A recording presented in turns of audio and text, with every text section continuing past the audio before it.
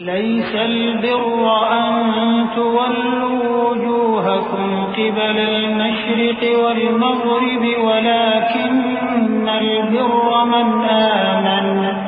ولكن البر من آمن بالله واليوم الآخر والملائكة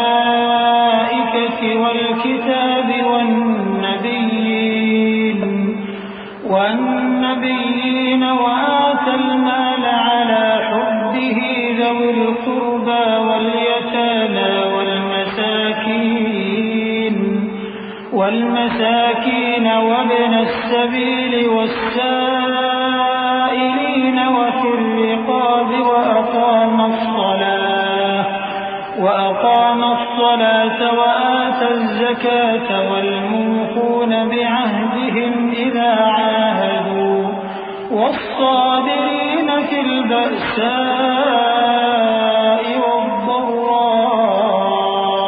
وحين البأس أولئك الذين صدقوا وأولئك هم المتقون۔ نیکی یہی نہیں کہ تم مشرق و مغرب کو قبلہ سمجھ کر ان کی طرف منہ کر لو، بلکہ نیکی یہ ہے کہ لوگ اللہ پر اور روز آخر پر اور فرشتوں پر اور اللہ کی کتاب پر اور پیغمبروں پر ایمان لائیں، اور مال باوجود عزیز رکھنے کے رشتہ داروں اور یتیموں اور محتاجوں اور مسافروں اور مانگنے والوں کو دیں، اور گردنوں کے چھڑانے میں خرچ کریں، اور نماز پڑھیں اور زکوٰۃ دیں، اور جب عہد کر لیں تو اس کو پورا کریں، اور سختی اور تکلیف میں اور جنگ کے وقت ثابت قدم رہیں۔ یہی لوگ ہیں جو ایمان میں سچے ہیں، اور یہی ہیں جو اللہ سے ڈرنے والے ہیں۔ یا ایھا الذین آمنوا کتب علیکم القصاص فی القتلى الحر بالحر والعبد بالعبد والأنثى بالأنثى فمن عفي له من أخيه شيء فاتباع بالمعروف وأداء إليه بإحسان ذلك تخفيف من ربكم ورحمة فمن اعتدى بعد ذلك فله عذاب أليم ولكم في القصاص حياة يا أولي الألباب لعلكم تتقون۔ مومنوں، تم کو مقتولوں کے بارے میں قصاص یعنی خون کے بدلے خون کا حکم دیا جاتا ہے، اس طرح پر کہ آزاد کے بدلے آزاد مارا جائے، اور غلام کے بدلے غلام، اور عورت کے بدلے عورت۔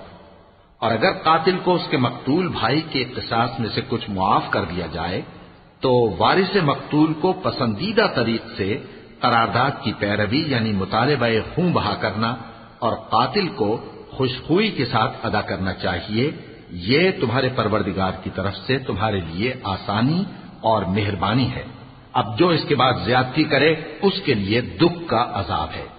اور اے اہل عقل، حکم قصاص میں تمہاری زندگانی ہے کہ تم قتل و خونریزی سے بچو۔ كتب عليكم إذا حضر أحدكم الموت إن ترك خيرا الوصية للوالدين والأقربين بالمعروف حقا على المتقين فمن بدله بعدما سمعه فإنما إثمه على الذين يبدلونه إن الله سميع عليم فمن خاف من موص جنفا أو إثما فأصلح بينهم فلا